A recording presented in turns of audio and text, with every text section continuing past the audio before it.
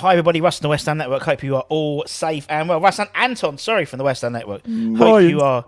Hope you're safe and well. Over 50% of you aren't subscribers who are watching right this. God, I have no idea.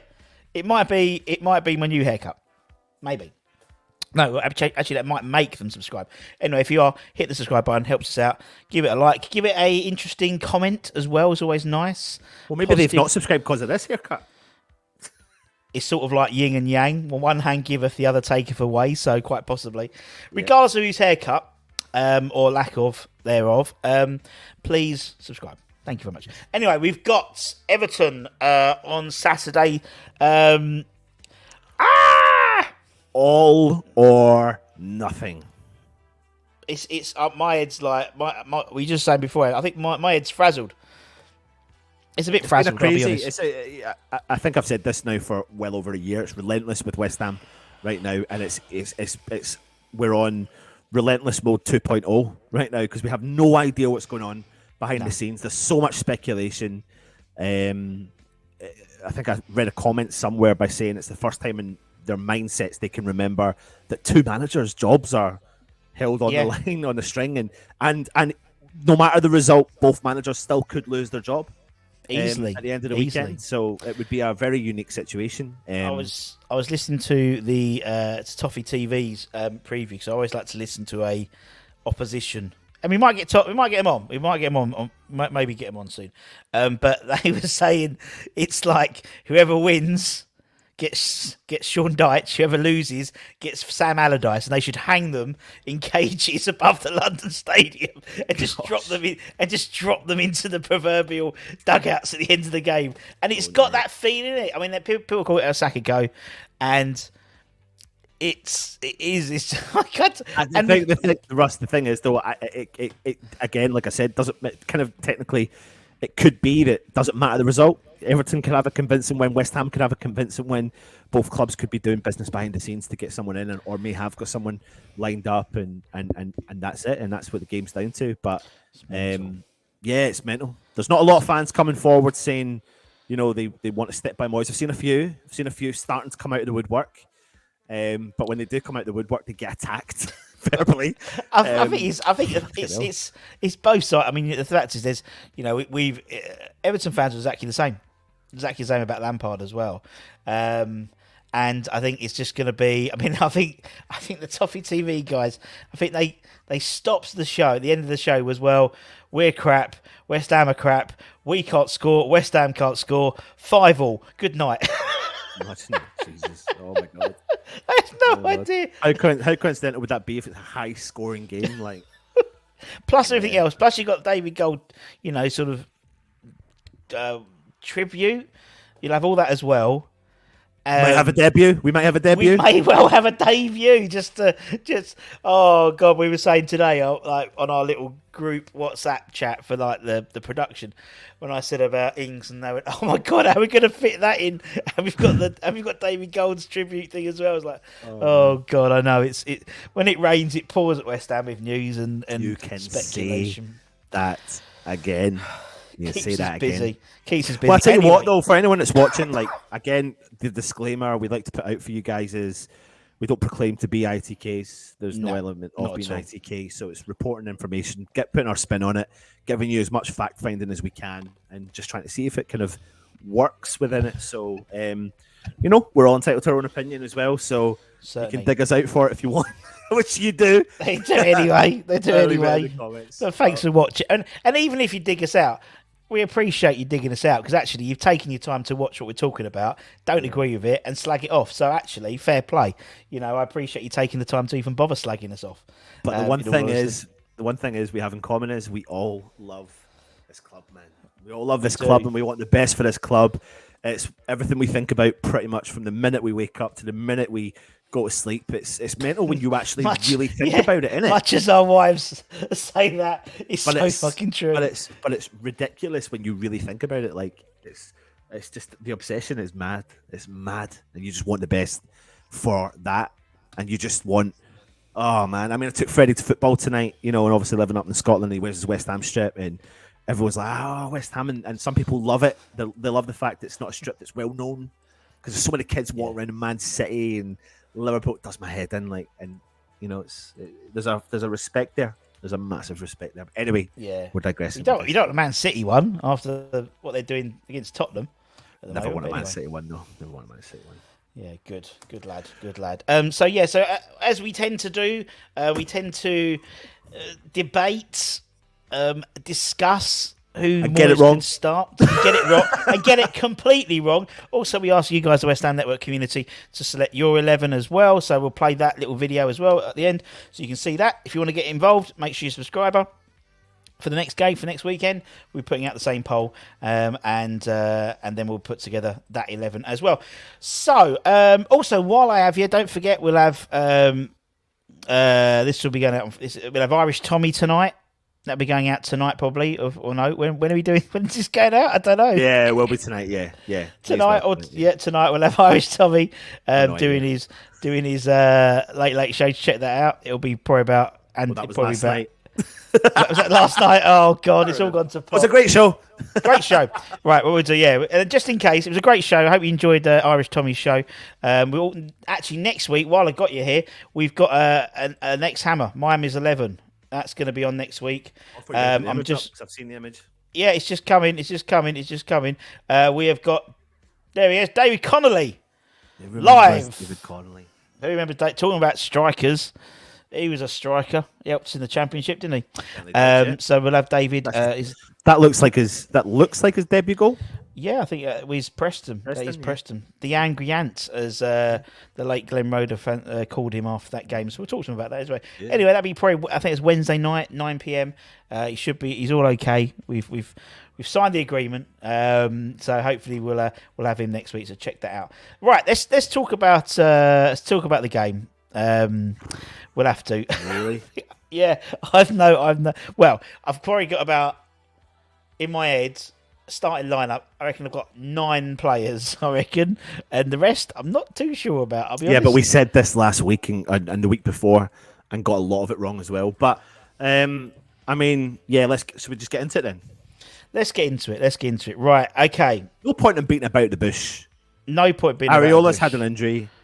Yeah. He's not. I mean, unless there's an absolute shock to the system, we fully expect Fabianski to be in goal. Agreed. Or Darren Randolph, I should say. Yeah, we fully expect Heggie to be playing Christian Heggie to be playing in goal for this crunch match. I mean it's going to be Fabianski, isn't it? As you said, by all accounts, the reason for the Brentford his appearance in the Brentford game was because of an injury to Areola. So, although there's someone in the chat the other day said, maybe Fabianski and Areola are injured because neither were featured in the training video the other day. But the goalkeepers, when it's cold, the main ones just tend to do the gym work, and they let especially Darren at that age. exactly, and they let Darren Randolph and Heggie do all the just cannon fodder work. So yeah. We need to be mindful of what we say about saying at that age, because we are that age. Well, I'm older. I'm older, yeah. And we know what it's like. Pains, aches and pains. Particularly at the moment, fucking freezing in the UK at the moment. Right, okay, here's in goal. Right, okay. Let's go formation. Are we going 3 at the back? Nah, he's got to go 4. Yeah, I think he's got to go 4. I think so. Yeah. Particularly with news that West Ham have just accepted a 3.3 million bid from Wolves for Craig Dawson. 2 days ago, yeah. Yeah, but 2 days ago, shit, yeah. Well, he's gone. Thank you for your service, Craig Dawson. Thanks, Ballon. Thanks, Ballon, for all you've done. So it'll be, you're right. So we've only got 2 centre backs anyway, really. So I mean, this is for me, it should have been last week, but it's now going to be this week. It's got to be Zuma and Agerd. I mean, yeah. I bought the whole bedding in period of players, but I've tapped out of that now. And Agerd's more than capable and is bedded in. And I want to see Zuma perform alongside him. Now, if Zuma wasn't to start, then there must be an element of doubt behind what's happened with him, because it would make no sense having him train 2 solid weeks in a row. No. And I've always felt like these are the sort of players that you need to perform together in order for West Ham to try and progress up a little bit. Yeah. So it starts with these. It starts with them too. Is this the first time they've played together? Yeah. Yep. So actually, with the exception of Areola, say, as the goalkeeper, this is Moyes'. This is the two he's wanted. Absolutely.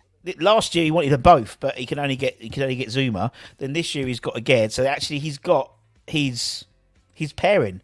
So again, if they don't perform, but and depending on manager, if it's Moyes or whoever it is moving forward, when you link West Ham to someone like Harry Maguire, right, and however true that is, if we are looking at bringing someone like Harry Maguire into the club, then for me, it looks like whoever is going to be the manager moving forward is really intrigued about 3 centre-backs in the starting lineup, because I don't think you can have Zuma, Maguire and Aguerd and not play any of them. I think you're playing all of them. They're 3 starting centre-halves. Definitely. And Maguire at Manchester United performs reasonably well in a back 3 and is suited to a back 3 because he is the style of defender that he is. And I think Zuma and Aguerd alongside someone, even as much as I don't think we should go for Maguire personally, I would saying that I think that whoever it is, if it's Moyes or if it's going to be someone else that's in charge, there seems to be this, they're tempting the fate with the 3. Because I think maybe they're also trying to look at how can we bring Emerson into this, or if that's the left wing back, if we're going to move down this way, then how do we bring them into the game? But for this game, it has to be 4 for me. Yeah. It has to be 4. I totally agree. So if that's the case, so we'll put those two in. Let's go with the left back. Well, he can't experiment anymore. It just has to go back to Cresswell. The only reason I accept Cresswell here, and I don't think Cresswell should be a starter moving forward for West Ham. I think he's got a place in the squad. But you've got Aguerd. Yeah. And he's got pace, and he covers the pace. Yeah. For me, I don't think you experiment. Obviously, Kira won't go there. I'm no interest in Sufal going there. I actually don't necessarily have any interest in Johnson going there anymore. I want a left-footed player. What about Emerson? Left-footed. Well, I think for this game, it's a little bit risky, to be honest. But then if you've got Aguerd to cover, I think it's... I get it. Because it's... I mean, that's what we've just said. I mean, I agree. I think it will be Cresswell. And I don't think, as I said, I'm not particularly happy with him starting. But, and the issue we have with... And we say, he's with the issues with Cresswell is his pace has gone. And, he gets beaten for pace. Well, then, so I'd put in someone quicker and then cover again. It won't happen. We know Cresswell will play left back. We know. And I think Cressy can be okay with a Gerd type defender alongside him. The issue we've had, and we have to remember, we've been really unlucky this season in terms of injuries in the back line, and all those players have had to cover several different positions, and that's where a lot of the issues came from with Ben Johnson. Like 1 minute he's playing right back, then next minute he's playing the right hand side of the centre backs, then he's playing left back because we've had to cover, and now in theory we've got the opportunity now to play the solid 4 that in theory on paper should be our starting 4. Yeah. Depending on who you choose as right back. Yeah. I mean, I think in terms of Everton, you got to think who we're going to be up against. I think Everton tend to play does Lampard do a 4-3-2? No, a 3-4-2-1. He always plays 3 at the back. So he'll be up against Coleman. Yeah, but I think my concern is the other side, because that's where we got absolutely tore to... No, hold on. Yeah, the other side, it was tore to shreds at Goodison Park when we had Sefal. Do you remember? Yeah. And when we done the analysis game on it, we noticed that Jared Bowen was having to be pulled back all the time to cover. And it was Damari Gray that absolutely tore Sefal to shreds at the right back position. Yeah. And yes, it will be. Yeah, you're right, because he'll be... Because if they play the 2, they usually play... Well, the last game when they lost to Southampton, they had Calvert-Lewin, and then I think they had Gray on the left-hand side behind him, and Iwobi on the right-hand side behind him. Yeah. So then you had, so he would be up against Sufal. Yeah. Ah, shit. Right. Okay. So who's gonna? But we're gonna probably put him in to start. Well, I'm not actually. I'm not. Personally, I'm not. I really don't think Moyes can afford to put Sefal in this game. I really don't. I'm not meaning that. I think Sefal... I mean, I'm not going to lie to you, that would be the start of me getting quite pissed off from the team selection. If there's a few names that appear in this team, as much as I love them and look at them, the top behind my head there, but you cannot... You've got to look what's in front of you, and I'm not the professional coach. I'm not a professional manager.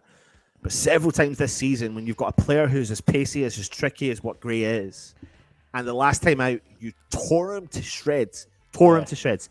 I think in that game, Sefal gave the ball away, if memory serves me right, in the 20s. Yeah. The amount of times he lost possession in that game. I don't think you can afford to start with that player. I really don't think you can. I don't think you can. So you putting in? I want to put in Johnson. Yeah. I think it will be Kira. I think redemption for Kira. I want Johnson. Yeah. But I think this on paper, when we signed the players we signed, you're right. Yeah. The back four is what Moyes has always wanted to play, and this would be the first time it could happen. Yeah.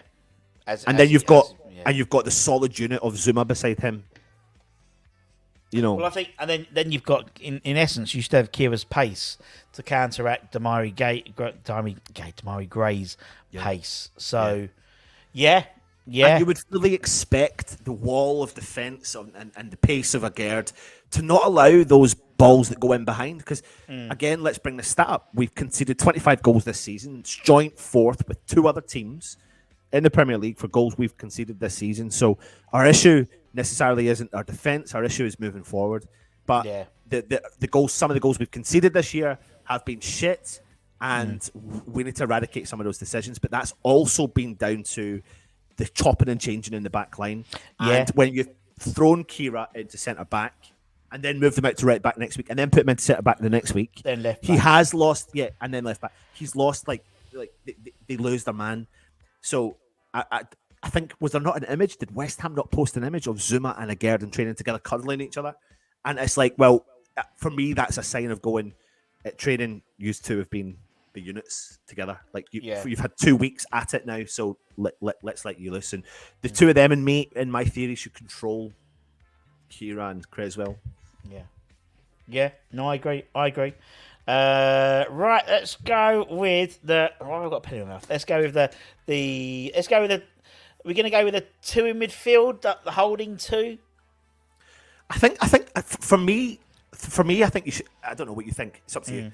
Trio. I think it might be worth doing a trio. Yeah, I mean that's how I put it in the community tab. It was like three midfielders, and you know that one's going to be hanging back, Declan Rice, and the other two are probably going to be interchanging in terms of acting as another as an 8 and a 10. Right. Okay. Well, that probably okay. Right. So right. Okay. Let's do the first two. So the first two should be reasonably simple. Where is Connor Coventry? Sorry, Connor. I love. Where's you. Alex Song? Where's Alex Kroll? I must have deleted it. Right, let's put the skippers in, and I'll put him there.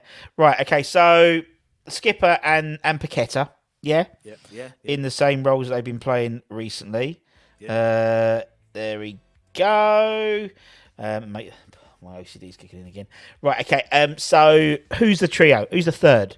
He has to change it. He has to change it now. So he's showing signs that he's willing to either rest or take off Tommy Soucek. And I've always been a fan of Tommy Soucek. But now it's undeniable. We cannot defend his recent performances in a West Ham shirt. His recent ones you can. His Leeds and his Brentford one possibly, but Wolves no. Again, back to normal.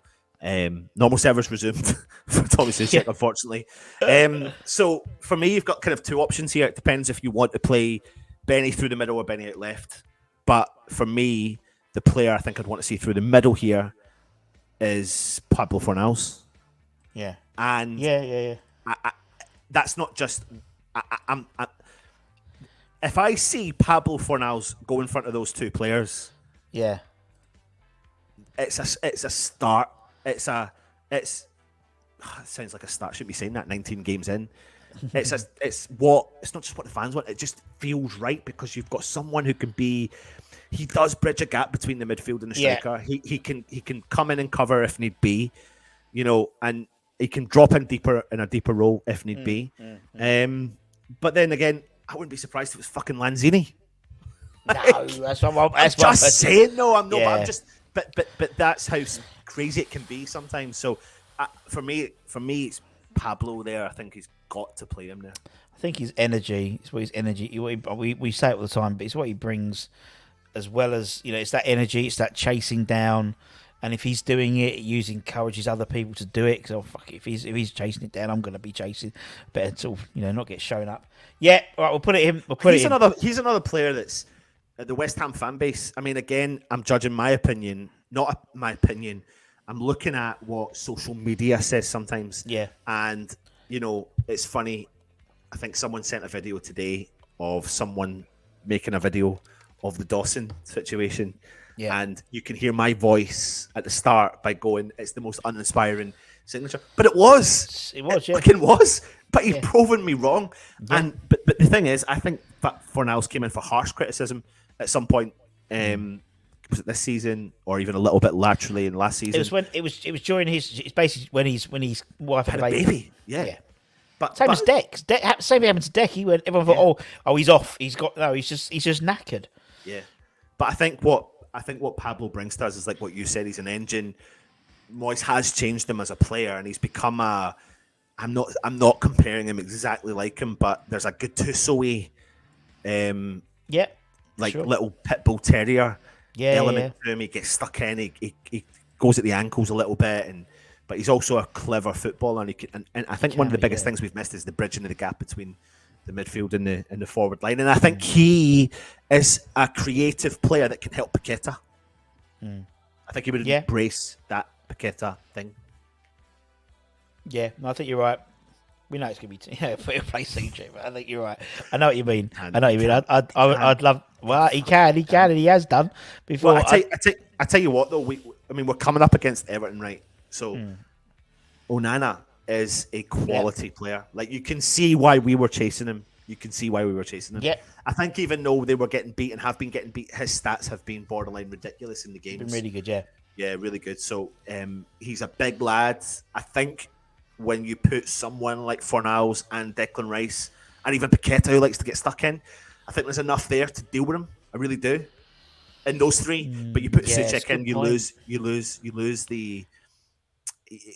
He's been pushed further forwards. You lose the pragmatism. You lose the direct. You lose the creativity with Fornals or the energy levels. But what you would gain, and I'm not this in Tommy Souček if he played, is a physical presence against Onana. No. Yeah. And that's what we. I mean, Fornals is not a big lad. Yeah, he's not. It's like the but to that is though that Souček hasn't shown us that physical element this season. That's true. So his thing, So I don't know. You're right, man. You're right. No, you're right. Right. Okay. So if that's the case, so we're going to go with Benny on the left then. He's got to play Benny at home. Oh my God! Like when things are shit and down, you want someone who's, as much as it pisses me off sometimes that he can't finish off the final article sometimes or whatever, but he gets on the ball and does something. It does something, and something is better than nothing. So he can get the fan base on your side. He can be creative. He can do step overs. I think the element we've been missing is the bridging the gap between like I said, the midfield and the striker. So therefore, Pablo pushes. Do you know what? It starts from the back. You watched the game last week against Wolves, and you constantly saw Agerd screaming at Ogbonna, forward. After about 20 minutes, you saw Ogbonna joining Agerd, doing it. Rewind back to 2016. That's what Winston Reid did when he played alongside Ogbonna. Winston Reid screamed like a maniac, game in and game out, to bring Ogbonna forward because Ogbonna sat so deep and he never, ever, ever had the pace. So Ogbonna's best time in a West Ham shirt has only really been 2019, 2020, 2021. Before that, for me, he was a calamity for West Ham. Now, I'm not saying he's a calamity now. I think he's just his injury and things have slowed him down. Yeah. But Agerd looked frustrated. However, Ogbonna then eventually caught up and went, right, now I need to be further forward. So if you do that and you've got Agerd and you've got Zuma who pushed the team forward, it then pushes Paqueta Rice forward a little bit. It pushes Fornals forward a little bit. So for me, you're starting to play a little bit further up the park. Of course, we will defend with bodies behind the ball because that's the Moyes mentality. So when they're counter-attacking, we'll put the bodies behind the ball. But you will probably see, if these two players play, Agerd screaming, hold the line. That's what they're supposed to do as a centre-half. The centre half, in theory, that's why they always say that centre half should be a captain. Like, he sees it from the back, like, and should be able to control it from the back. And I think Agaird's got that. I just don't know what his English is like. So yeah. sorry. No, I think you're right. I think actually, but I mean, it doesn't. For me, he's. I mean, his English is very good. You know, we've heard interviews with him. But obviously, French is is his first language, so to speak. And him and Zuma, and you know, I mean, there's that partnership. That's what's key, isn't it? That partnership. And I think, as you said, it builds from the back. It builds from the back. If the defence is solid, that's what I've been saying all along. If the defence is solid, then Declan can sit in front. Paqueta doesn't feel like he has to be all over the place. Yeah. He has a bit more freedom, and then you'll see a different Paqueta. And then because they push from the back, it gives Benny the creation to put the ball into the box and have people there. Or because I can actually see the relationship slowly, subtly between Benny Fornals and Paqueta. I think that's something that can be exciting. It's got the potential to be exciting, and even if it's not Moyes and a new manager coming in, there's your potential there, like to you know. There's been the odd occasion they've played tiki-taki football, or Fornals and Benrahma have together. Now Paqueta's kind of newer into the system, but he likes that. He likes that forward-thinking player. So Paqueta plays the ball forward quite a lot, and Benrahma will want to be forward quite a lot. So got to give him a start. Got to give him a start. Okay, so then we'll put him on the left, and that obviously means Mr. Bowen on the right, because we've got no one else really. So he has to play, doesn't he? I still maintain the whole kind of like he's a sort of player that I think every manager likes a Jared Bowen, even when he's not on form, because if every player hits not form, at some point they should on paper find form again. And when he finds form, he can be electric. And I think that because of his fitness levels, I think by that alone means that you've got to keep, because also for the fact we've got no one else. He's got to play because he can change the game very quickly, and then he can go on a run. Yeah, you're right. And we need a run. We need a run. But you're right. I think he's one of those players where, you know, there's got to be a point where it turns back round. He comes back round 360, and we see the Jared Bowen that we had, you know, 18 months ago. We've seen that a little bit. We've seen bits and starts, he's getting at defences. You know, it's when ball attacking and you look at the box, you see the staticness again, and that's been disappointing. But that's not really necessarily down to. I've been disappointed with Antonio. I've not massively been overly top disappointed with Scamacca to the level some people have been. I think he's been extremely unlucky with a mixture of, you know, you're talking about bedding in players. He's still not bedded in because he's not had a run in the team. No, it frustrates me. That's what frustrates me, because right at the start of the season, he should have played the first game. He should never have not played the first game. The first game he was available to play, he should never have not played. It should have always been Scamacca. I'm not trying to compare him to Haaland, but Man City, I know they signed him a lot earlier. They just played him. What's his name? Alexander Isk from Newcastle. You just played him. Yeah, play him. No, you're right. You're right, and it's something which I think with Bowen, I think it's for me. I almost think it's the same as West Ham. Sometimes I think we've been found out. We've been found out, and you know, and we know how Bowen plays, and maybe the first year, 18 months, a little bit under the radar, and then you start getting called up to England squad, and then you're like the main threat. And people know what you're going to bring, and they just are tight to him now. So you see every defender, like the last Crystal Palace game. I remember he was Mitchell was like literally like touch tight to him, and just didn't let him move, didn't let him get anywhere, and I think that's what left backs are doing with him now. And it's whether it means going onto his natural side, so he knows he can come in and come out, he can do either or, and all they do is just show him the outside because they know he wants to come in on his left foot. Bowen, Paqueta, Fornals, Benrahma. That's what we don't see a lot of. No, you're right, man. And then I think we'll disagree in this. I think we'll disagree in this one. You probably will do. But I don't think so. I think it's my head and my heart give me two different words, different people. My head The David Moyes in my head, so to speak, gives me one person, but my heart gives me another person. Now, we're led to believe that Skamaka is out for a month. That's what we're led to believe. Imagine he wasn't. Could you imagine it were? It doesn't surprise me with West Ham and the West Ham news at all if it doesn't happen. But the panic, the way the Ings transfer has been sort of rushed through in a matter of a day, really. Although he did the same thing when he went from Southampton to Villa. It was done in a day, pretty much, or like a day and a half. So, I think we reported on it a couple of weeks ago about the original interest in Ings. So it's always been there. I've read a report from, and they quoted an interview from David Moyes from 2015 when he was at Real Sociedad talking about how he'd love Danny Ings at Real Sociedad, but he didn't think the side could afford him. So that was 7 years ago or something like that. And so he's finally got his man. If it's his man, who knows? Question mark. Just throw it in there. We don't know. Yeah. We don't know, innit? I mean, the fact is, we had no money. And then, in the space of 72 hours, we put a £22 million bid in for Termy Moffey, and a £12 million rising to 15 for Danny Ings. Where's that money come from? I don't know. Yeah. Don't know. Yeah. It's not £3.5 million or 3.3 that's gone to us from Craig Dawson. So, yep. But anyway, so. This is the main. This is. So let's not beat about the bush, right? This is recorded before we officially sign. If we don't sign him, the fourth wall. The truth. It's the truth. We've got to be up there and be transparent, because this is one. This is one where I can say Danny Ings and then he fails his medical. So so I'm going Danny Ings if he is signed before the midday thing. Yeah.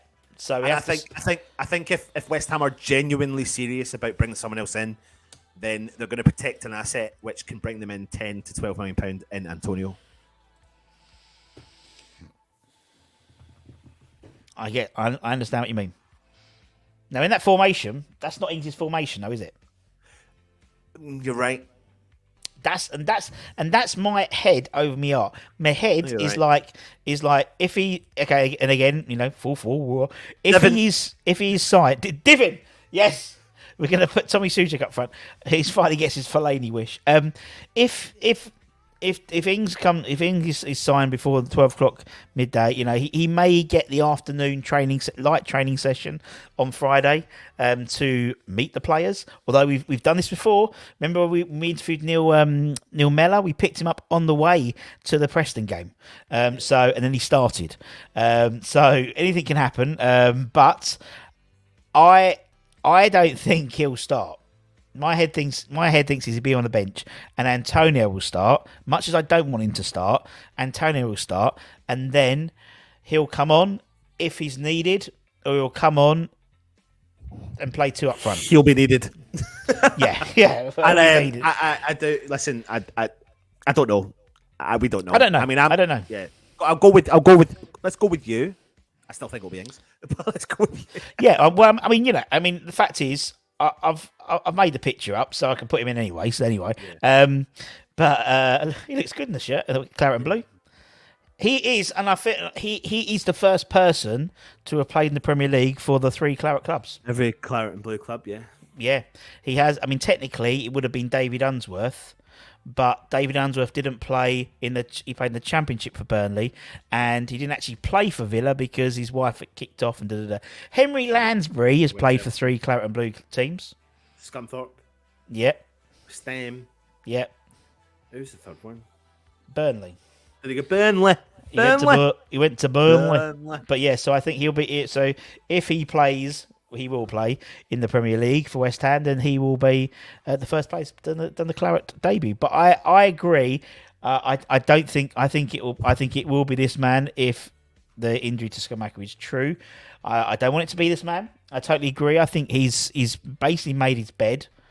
By what he's been saying in the media recently, I think sometimes. We like players being honest and stuff, but sometimes we don't like players being honest. And it's like, actually, you sort of, if you want to go, just go. Do you know what I mean? I mean, Craig Dawson just stayed up north.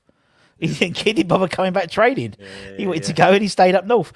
Yeah. So I think it will be that. I don't want it to be that. I want it. But then, for Ings to start, it would need to be Antonio and Ings. Or he just does the Ings and plays people more forward.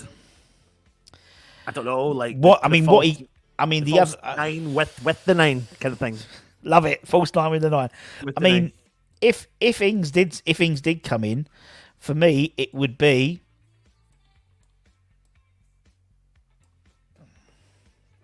Yeah. That No. playing the more forward role. Yeah, no, but playing the more forward role, like he has been doing the flick, like taking the brunt of the battering ram, because Ings isn't a player who plays in that position. You know, he's not a. Is Ings? No, he's not a big. That's an option. That's an option. That's a shame. Yeah, it's an option, but I don't Fans think will go fucking ballistic. Yeah, they go ballistic, but then they've got the new signing. So sometimes when you know, but I think for a while, I think Moyes, we know when he's backs against the wall, he does stick to type, doesn't he? He does stick to type, and I think you would be looking at those like that. I think that will be the side, and then as you said, when needed, quite possibly early on in the second half, Ings will come on. Yeah, and score the winner. Everton is the team he's played scored most goals against, isn't it? It is, yeah. It certainly is. Let's hope if he Sevens? signs, he continues it. Yeah, if he signs in time. There we go. Anyway, I'm gonna. Anton's got to go because he's got to go. But I'm gonna play the 11, and then we'll say goodbye. Go on, him. You bugger off now. Oh, Anton's gone. There we go. Anyway, we'll play the 11. As I said, I ask you guys to put your Hammers 11 together. Not your Hammers 11, your starting 11 together based on, who's going to be left back, formations and stuff. And this is what you said. This is obviously before the news about the Schumacher injury came out, it seemed, because Schumacher features quite heavily. But who knows? We don't know. Anyway, let me know what you think.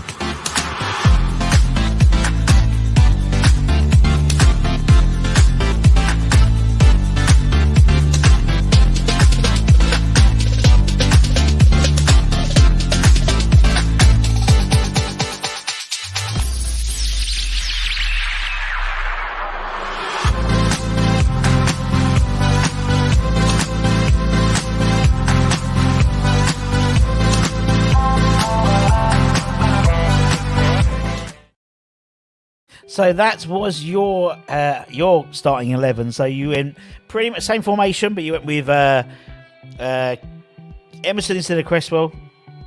See, I agree with that. And you went with Fornal. It was Stuart Chick instead of Fornals. And obviously Scott Macker in case of Antonio. But and actually Soufal instead of Kira. So two quite different 11s. So we'll see what happens. Anyway, as I said, make sure you check out the watch-alongs, the review shows. I'll try and grab a few words after the game from the London Stadium after the game, hopefully, if I can get out quick enough more than anything. And then we'll present the ratings on Monday, the 5 things we've learnt, all that type of stuff. And don't forget, next week we should have David Connolly doing a Miami's 11 live interview, so check that out. That'd be really, really cool. Nice to chat to David. He's a TalkSport commentator and stuff as well, so it'd be really interesting to talk about that. And yeah, take care. When I said if over 50% of you who are watching now aren't subscribers, if you look down there, there's a little subscribe button. If it's red, it means you're not a subscriber. So give it a little click. It goes grey. It's terribly exciting. And then if you don't want to miss any content, if you hit the little button, the little bell next to it, you'll get notified anytime we're on doing lives or doing videos. Got loads of stuff coming up as we enter the a critical couple of weeks for West Ham, both on and off the pitch by the looks of it. Anyway, if you really want to support the channel, become a member. All our members get entered into the prize draw. We've just done our draw for January, but we'll be doing the draw for February. In February, we may well do a mid-January draw as well, because a few people haven't claimed some of the prizes, and I'd like to get them out for you guys. So get them out for you guys. Get them out to you guys. So potentially have a look and see if you want to support the channel that way. Anyway. Hope you have a great rest of the day, and take care and stay safe, stay warm, stay healthy, keep the faith, come on you Irons. Let's get 3 points, please.